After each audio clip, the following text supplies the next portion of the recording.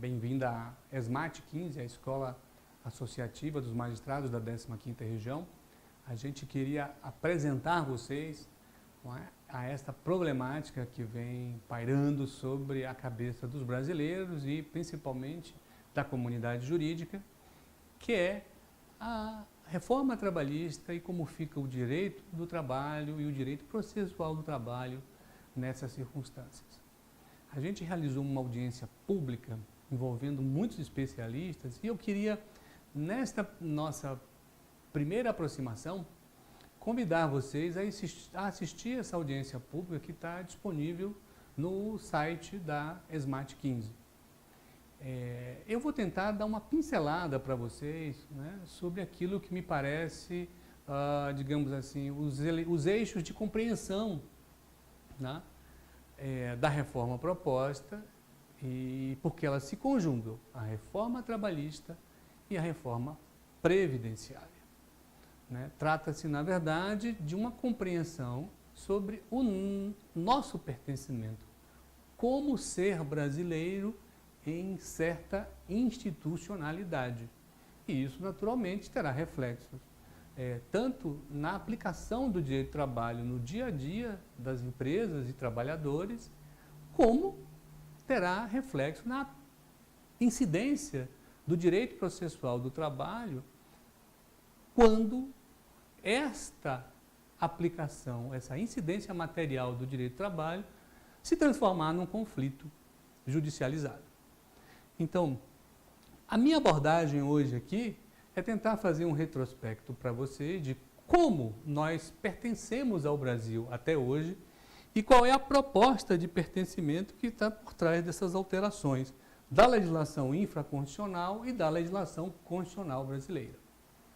Bem, se eu pudesse dizer a vocês algo muito sintético, não é, sobre como nós construímos, né, aquilo que chamamos de Brasil, principalmente do Brasil urbano, do Brasil moderno, eu diria a vocês que a sociedade brasileira construiu, de algum modo, ainda que parcialmente, uma sociedade salarial.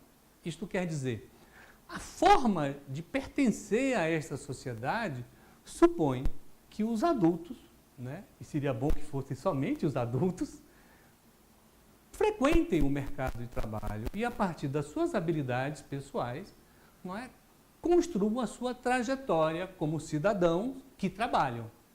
Não é? E este pertencimento a esta sociedade salarial sempre tinha como pressuposto que ser brasileiro significa estar dentro da jurisdição do Estado Nacional da República Federativa do Brasil e que esta jurisdição envolve uma série de organizações, todas elas de algum modo relacionadas com o mercado de trabalho, que é onde desaguam todos os adultos. Bem, como é então que uma sociedade salarial se estrutura? O primeiro pressuposto, naturalmente, é que estejamos falando de uma sociedade jurisdicionada por um Estado nacional. Então, eu pertenço a um país e neste país se formam relações de sociabilidade que se baseia, claro, na ideia de um mercado, né? Então, está assentada nesta sociedade a ideia de propriedade privada dos meios de produção e que essa sociedade privada dos meios de produção permite certa sociabilidade. Então, que sociabilidade é essa? Na construção da nossa sociedade salarial, aquilo que ela, direitos fragmentados de certas categorias profissionais, foram, de certo modo, reunidos em 1940, naquilo que chamamos de consolidação das leis do trabalho. Todos vocês conhecem. Mas, ao longo do tempo, não é, os conflitos institucionais dentro do Brasil foram produzindo crises e soluções dessas crises. Uma dessas soluções desta crise está na constitucionalização de direitos. Então, a nossa sociedade salarial se baseia num Estado Nacional que constitucionalizou direitos ao cidadão E esses direitos são, então, de certo modo, simbólica, e a expectativa é que materialmente sejam assegurados aos cidadãos. De modo que, por mais adversa que seja a sua trajetória, essa sensação de pertencimento lhe embute a esperança de que você vai mudar a sua vida ao longo da sua trajetória profissional. Pois bem, dentro desta sociedade salarial de um Estado nacional e com uma perspectiva de ter direitos constitucionalizados, implementados à sua população, você já abstrai a ideia de indivíduo, não é? O pertencimento se dá por uma série de mecanismos jurídicos que pressupõem a existência de atores coletivos. Esses atores coletivos, eles vão processar os riscos da sociedade. Eles vão administrar os riscos da sociedade e de uma sociedade que envolve o mercado de trabalho e a propriedade privada dos meios de produção.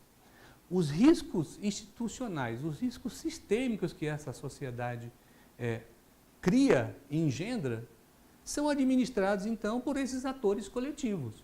Não é? Que atores coletivos, então, seriam estes? Alguns são bem conhecidos de vocês, não é?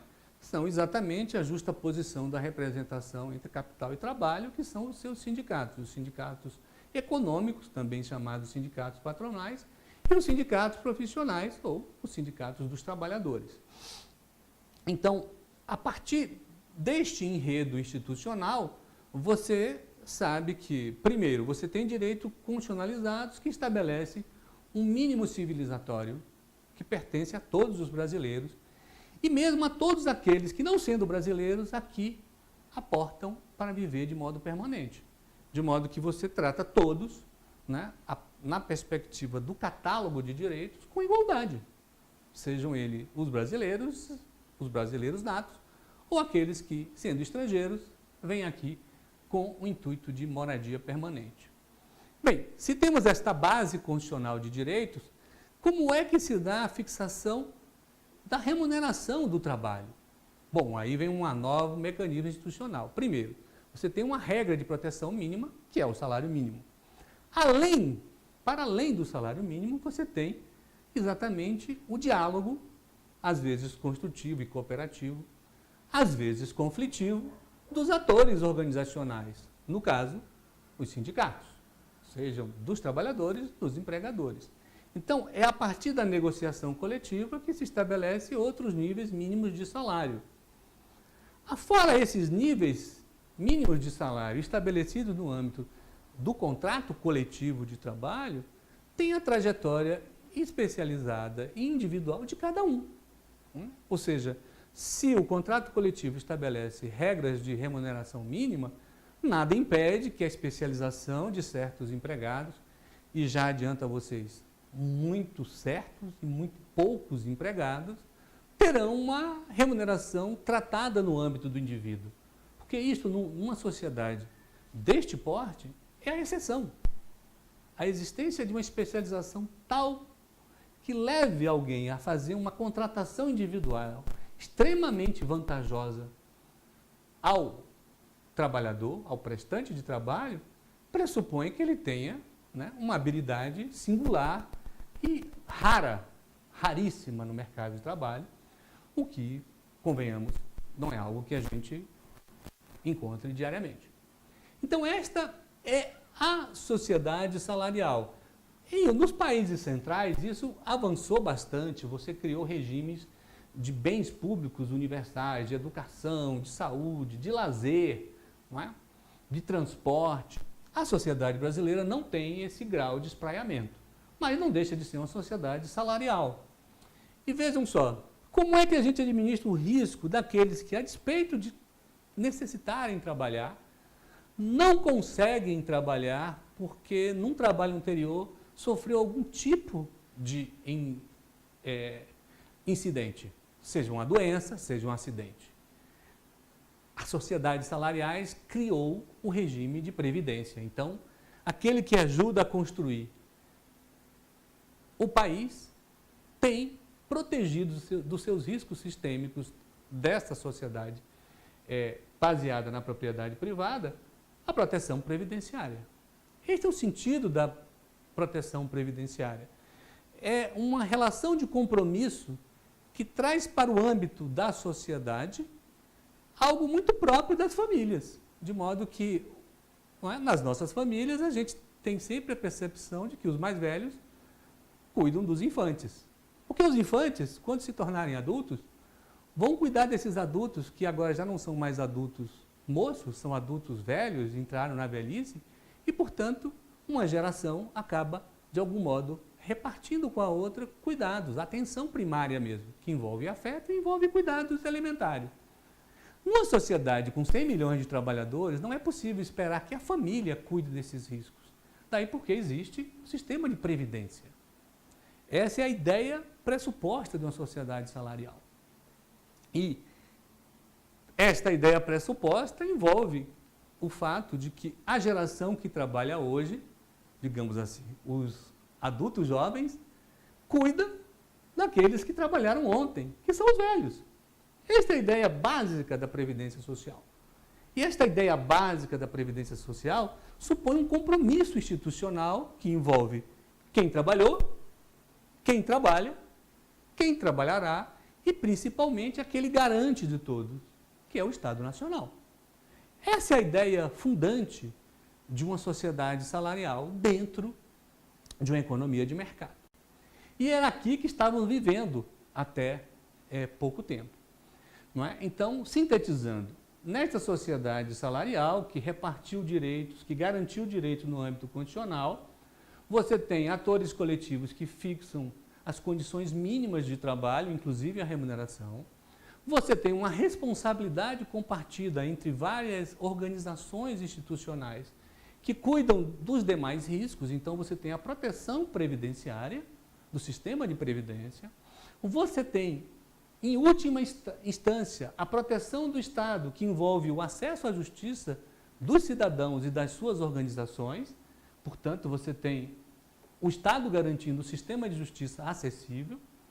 E você tem um poder executivo que, atuando com sindicatos e atuando a partir dos influxos que a justiça dá de como se deve interpretar a lei, o poder executivo edita atos que envolvem exatamente a mudança do meio ambiente do trabalho, os riscos próprios desse ambiente do trabalho, os riscos que cada inovação técnica traz para o ambiente de trabalho. São as nossas conhecidíssimas normas regulamentadoras, as NRs. Então, você tem uma série de bens, que poderíamos chamar assim de bens públicos, que estão pressupostos nesta sociedade salarial e que tem o Estado Nacional como o grande garante disto tudo. Ele não é o responsável pela sua implementação. Ele é o responsável institucional pela garantia de que as outras instituições da sociedade vão respeitar esses direitos constitucionais. Pois bem, o que nós temos, né, e esta era o objetivo da audiência pública, um dos objetivos da audiência pública realizada pela Escola de Magistratura dos Magistrados da 15ª Região e pela Associação dos Magistrados da 15ª Região, a ESMAT e a AMATRA 15, era exatamente problematizar sobre os efeitos que estas mudanças regulatórias, tanto no âmbito constitucional quanto no âmbito infraconstitucional, trará para a nossa sociedade. E esta é a questão de fundo. Então, eu vou tentar sintetizar aquilo que é um pouco do nosso diagnóstico, das nossas impressões iniciais, para que vocês, ao assistirem à audiência pública, tenham a possibilidade de ganhar um material farto e rico que permita a vocês ampliar também essa reflexão. Pois bem, se eu pudesse sintetizar o que está no âmbito dessas proposições coligadas da reforma da Previdência e a reforma trabalhista, nós estamos saltando de uma sociedade salarial para uma sociedade de indivíduos que trabalham. Parece que é a mesma coisa, mas não é. Porque aqui também haverá salário no sentido contraprestativo, mas não haverá uma sociedade salarial na perspectiva da responsabilidade institucional. O que essa proposição traz em síntese é canalizar os riscos sistêmicos que ao longo do final do século XIX e do século XX foram tratados como responsabilidade de uma sociedade nacional, de uma instituição política e econômica. Nós estamos transferindo tudo isso, ao fim e ao cabo, para o indivíduo. Saímos, então, da compreensão de que existem riscos sistêmicos a serem distribuídos por organizações e, principalmente, para a estrutura econômica de uma sociedade nacional constitucionalizada, para concluir que são os indivíduos que serão os responsáveis pela sua trajetória laboral, os riscos da sua trajetória laboral e pelos riscos sistêmicos que, inclusive, envolve a sua trajetória previdenciária. Esta é a grande mudança das proposições.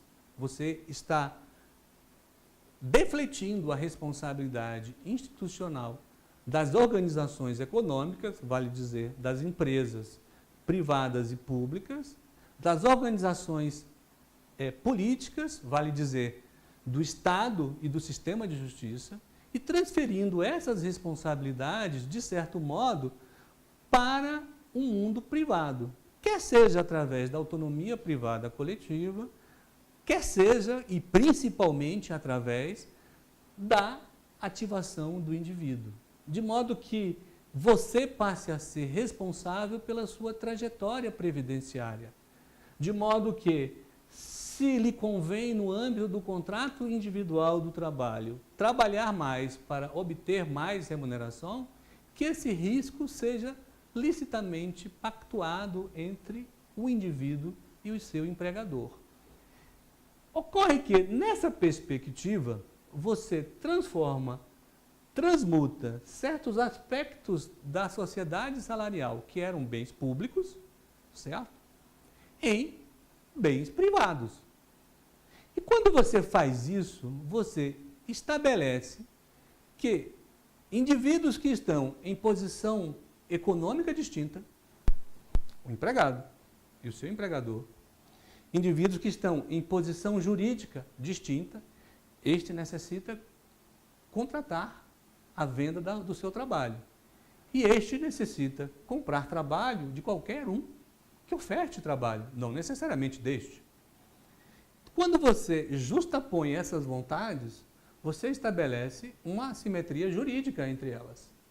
Então, é muito provável que circunstâncias de curto prazo, como, por exemplo, necessitar de mais dinheiro para pagar o aluguel, leve você a frequentemente aceitar condições de trabalho que não são as condições de trabalho ideais. Portanto, você está fazendo um raciocínio privado para lidar com um risco que é sistêmico. Pensem numa obra. Não é?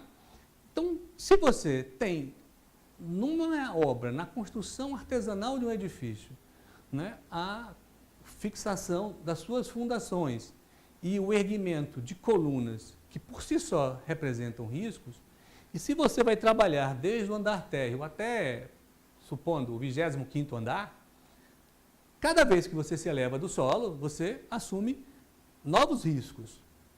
Esses riscos, que são próprios da construção de um prédio, numa sociedade salarial, pertencem ao regime previdenciário e pertencem às organizações desta sociedade e, principalmente, ao grande artífice desta sociedade, que é a iniciativa privada econômica.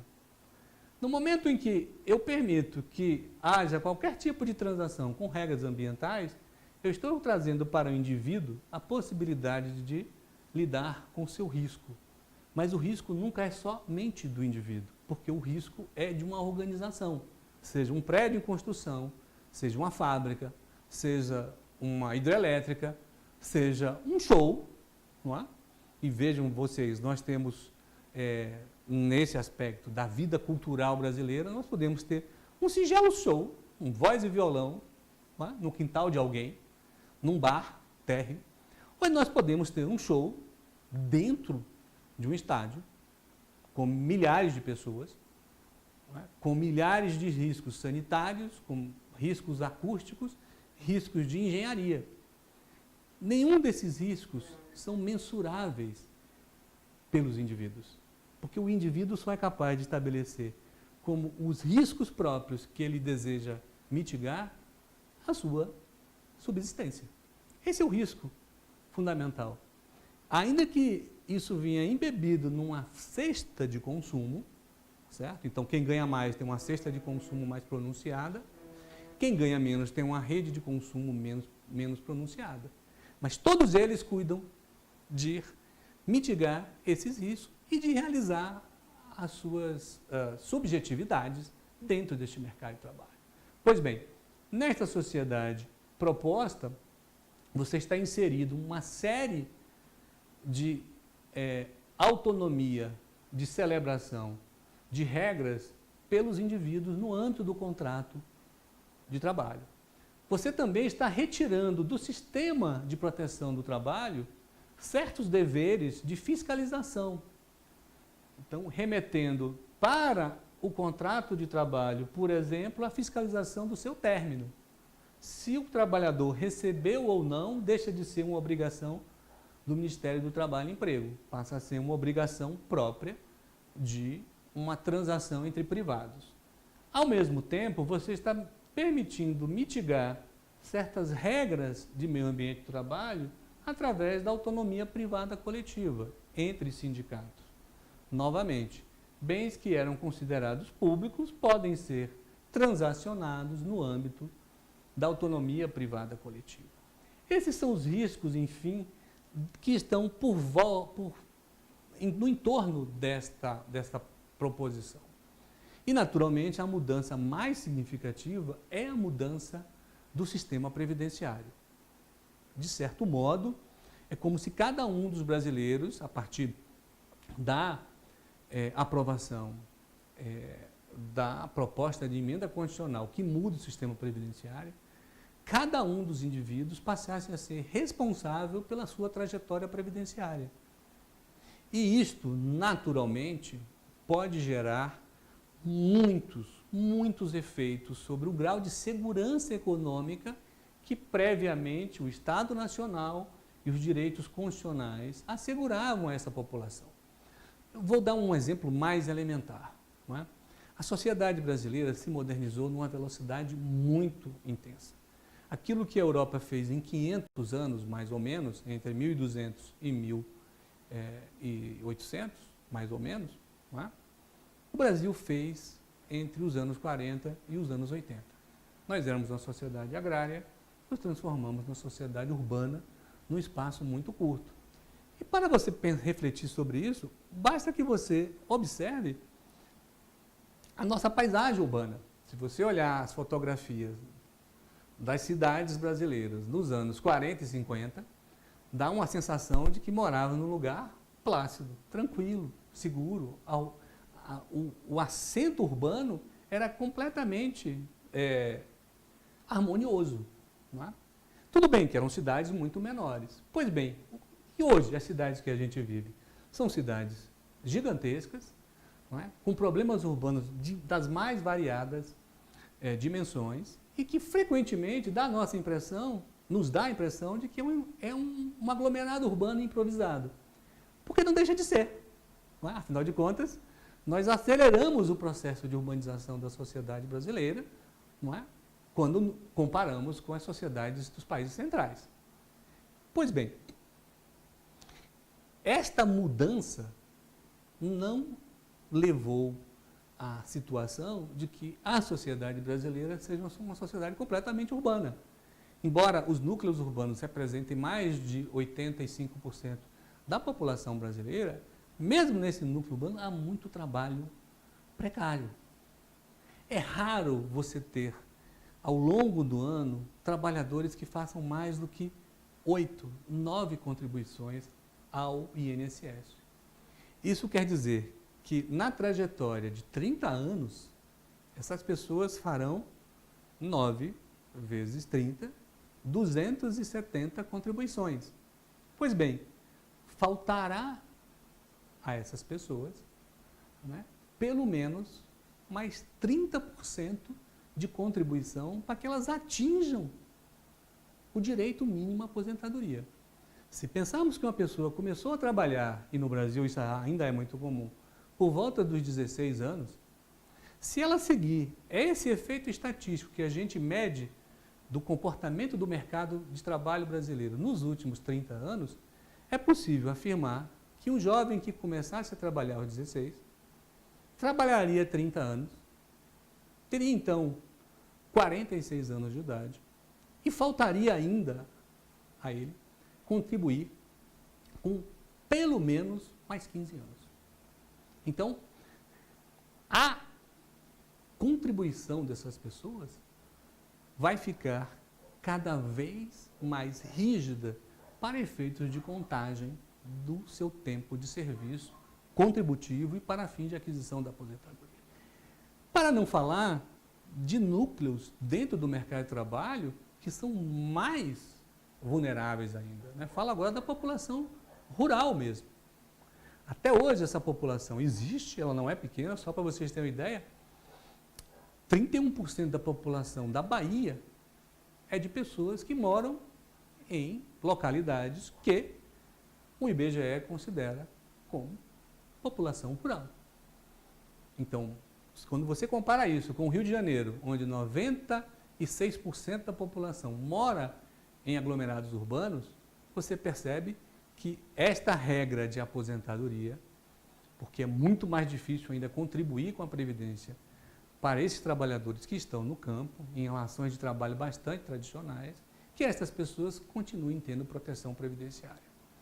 Enfim, eu quis aqui fazer um resumo para vocês e estruturar um pouco de qual é a impressão e a síntese que é possível fazer dessa audiência pública que a ESMAT 15 e a AMATRA 15 realizaram lá na Universidade Estadual de Campinas, a famosa Unicamp.